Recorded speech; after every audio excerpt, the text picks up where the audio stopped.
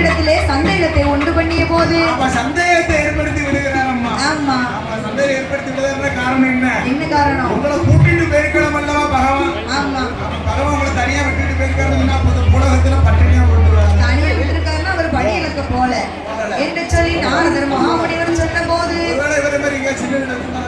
சரி ஆதி சக்தியான பார்வதா தேவியானவள் ஆண்டவனாகப்பட்ட சிவபெருமானை பரிசோதித்து பார்க்க வேண்டும் என்று பரிசோதனை செய்து பார்க்க வேண்டும் என்று சொல்லி யாரை அழைக்கிறார் தெரியுமா?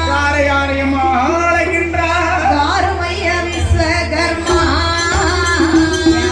ஒன்றே சொல்ல கேளும் கம்போ வெட்டி சிமிழ் உண்டு வண்டி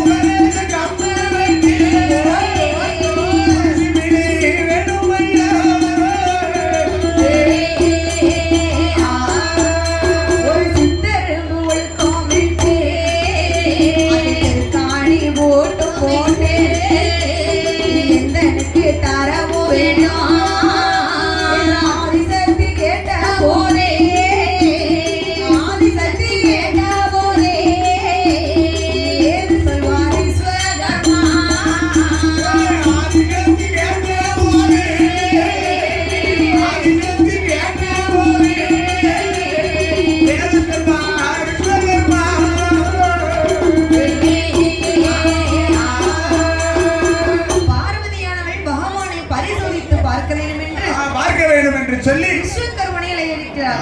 விஸ்வகர்மனை அழைக்கிறார் அம்மா. என்ன கேட்கிறார்?